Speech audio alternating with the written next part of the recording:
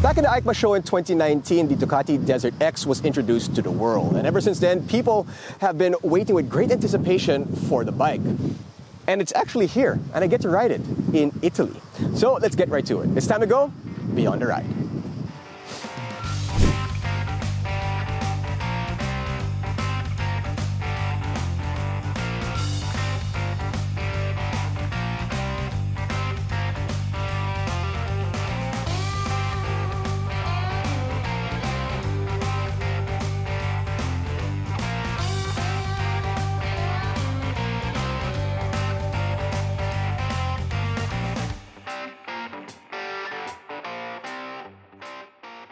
The bike is powered by a water-cooled 937cc Testa engine that punches out 110 horsepower and 92 newton-meters of torque.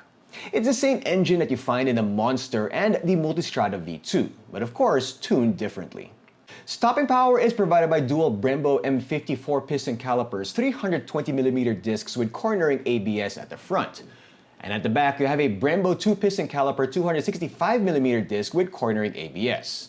Of course, the ABS can be adjusted and turned off for off-road use. Keeping bumps at bay, over at the front, you get a Kayaba 46mm inverted fork, adjustable for preload compression and rebound damping, with 230mm of travel.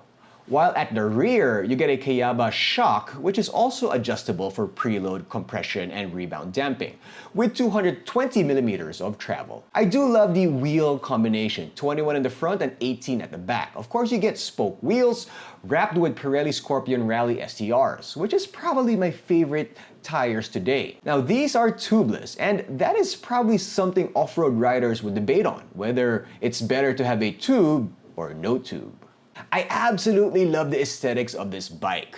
It's such a cool looking machine that pays homage to the rally bikes of the past, with some modern touches. I love the front of the bike with the double circular DRLs that kinda look like retro Dakar rally bikes from back in the day. Ducati kept things minimalist, yet it still manages to grab so much attention. The DX is loaded with tech. You get 6 riding modes, 4 of which are for tarmac use, such as Sport, Touring, Urban, and Wet. Plus, you also get 2 riding modes dedicated to off-road, Enduro, and Rally. You can change modes while on the fly. Just remember to close the throttle. You also have traction control, wheelie control, engine brake control, cruise control, cornering ABS, up and down quick shifter, and many more. You get a 5-inch TFT display with a vertical orientation that gives you all the details you need. The lighting system is quite good as well. Of course, you have the DRL, which I mentioned earlier, LED front and back, and you have the Ducati brake light system, which automatically flashes the brake lights if and when a rider will suddenly squeeze the brakes to alert the vehicles behind. The seat height is 875mm. I am 5'6" with a 764mm inseam, and that is the situation. It is a tall bike, and if I were to own this bike, I would probably need a lower seat. I wouldn't try to change the suspension, but I probably would need the lower seat. Let's do a quick sound test.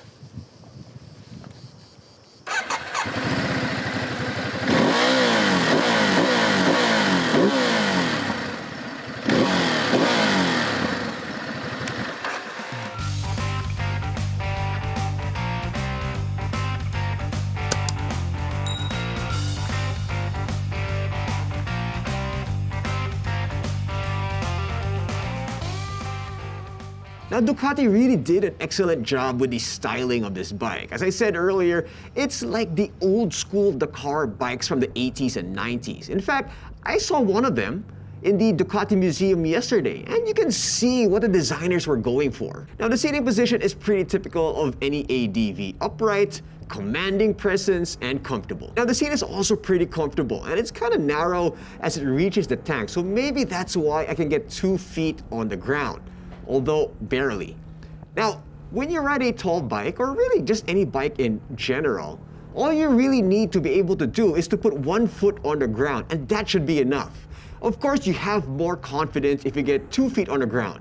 Now, I can get 4 toes on the ground with the Desert X. Now, if I didn't live in Manila, where there's a lot of stop-and-go traffic, the seat height wouldn't be that much of an issue.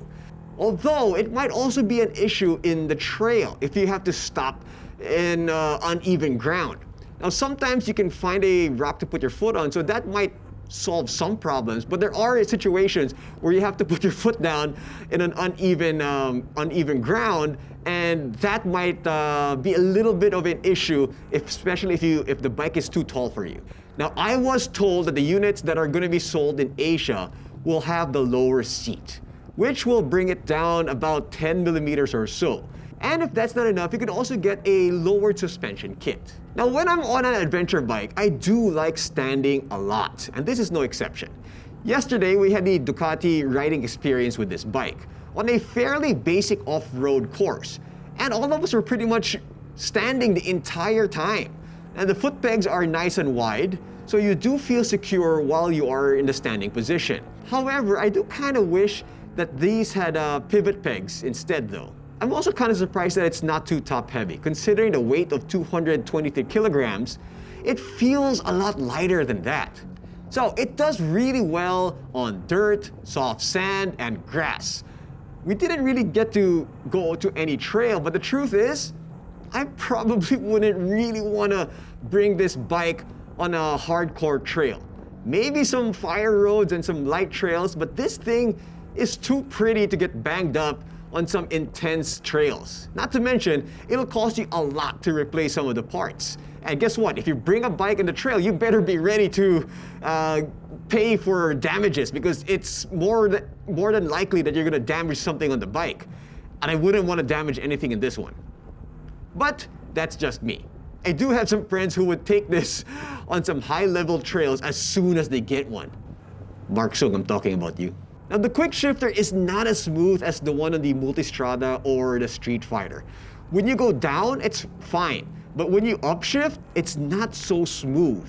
Although maybe Ducati made it that way, because if you accidentally hit the shifter when you're going off-road, you probably would want to feel it. I like that it does have a steering damper. Now remember, this is a big front tire, so having that steering damper gives you extra confidence when you're going at speed. I am so surprised at how much this bike can lean. It's rather impressive. You can tell it's a Ducati. It's amazing considering the size of the front tire and on STRs, which is, kind of knobbish. And it's leaning so well. I'm super happy with the way this bike leans. For a bike that's supposed to be an off-road machine, this does really well on tarmac. I am so pleasantly surprised and so happy at the way this thing performs. It's actually really easy to ride on the road. Sure, you can't attack corners like on a naked or a sport bike, but for an ADV, this is really good. I am super impressed. Now, I could imagine going on long rides with this thing. And with a fuel tank capacity of 21 liters, which is pretty close to the GS1250, it's more than enough. Plus, you can get an extra fuel tank, which you can fit at the rear of the bike. But I think 21 liters is actually good enough already. Now, speaking of fuel, this has a fuel gauge. I love it. Ducati, thank you for listening. For at least the very first time, a bike that I absolutely love, the Ducati Desert X, has a fuel gauge. Thank you for listening to me. Okay, regardless if you listen to me or not, but I do appreciate that. I love that it has a fuel gauge. Of course, for an ADV, that should be standard. Now, you can get other accessories for this as well, like crash guards, side panniers, rally seat, bash plate, among other things. This really feels planted on the road. I can see clouds at a distance, and if it rains, it'll be interesting to see how it handles the wet. But on the dry tarmac, it is awesome. I love it. There's usable power everywhere. It just feels so good when you open her up. You're probably not going to get a lot of top-end power, but that's fine. You don't really need it with a bike like this. I love that dash. It looks absolutely great. It's easy to read and navigate through. The bike also has these air ducts, which designers hid behind the side fairings. Now that helps bring cool air to the rider. I do love the attention to detail and what the designers thought of when they put this bike together. Okay. Here comes the rain. That's just me. I mentioned the rain a while ago, and here it comes. I have to change the mode to wet, which shouldn't be too difficult if the instructions were in English. Now, I forgot to change the language before leaving earlier today, which I should have done before heading out. But, okay, so this should be able to change it to wet, close the throttle. Okay, so I do appreciate that you can change it on the fly without having to stop. Just again, you have to close the throttle to be able to change the riding mode. That is not rain, it is hail, and it hurts. That's what I get for wearing a mesh jacket and mesh pants. I don't know if we should pull over, but I think if I do pull over, I might get lost and get left behind. So I don't know. I think I have to brave through this. I can't believe I'm riding the Desert X on the same hills where Ducati tests their bikes. This is so cool. What a privilege. Thank you, Lord, for the blessing. I mean, it's just, wow, what an experience. Now, I know riding in this setting is probably making me love this bike even more. I mean, it's just so good. It's a special bike. I really think it is. Dare I say it, it might just be my favorite bike that I've ridden. Well, at least for now. Now, when you think about the competition of the Desert X, you're looking at the KTM 890 Adventure, maybe the BMW GS 850, the Tiger 900, maybe the Africa Twin.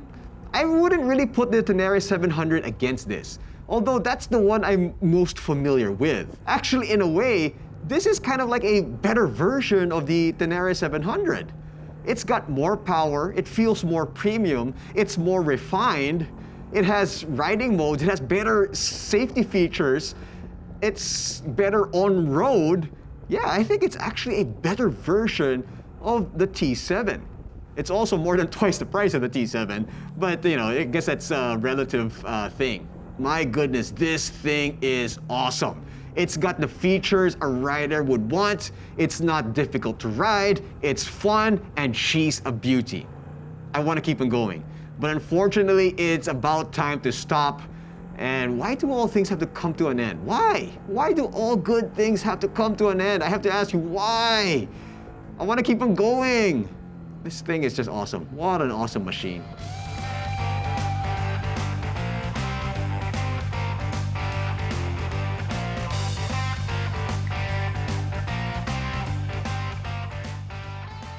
So in conclusion, I absolutely love it. I mean, it is an awesome machine. It looks great, it has awesome features, it's got great power. Whether you're going to be going fast or slow in a trail, it's actually perfect. It's just that it is a little bit on the expensive side, because you're going to have to cough up 1.4 million Philippine pesos in order to get one. That's a lot of money, but it is one heck of a machine. For more information about this bike and other MCs out there, log on to www.motodeal.com.ph. This has been Jinno. Hope you guys enjoyed going beyond the ride.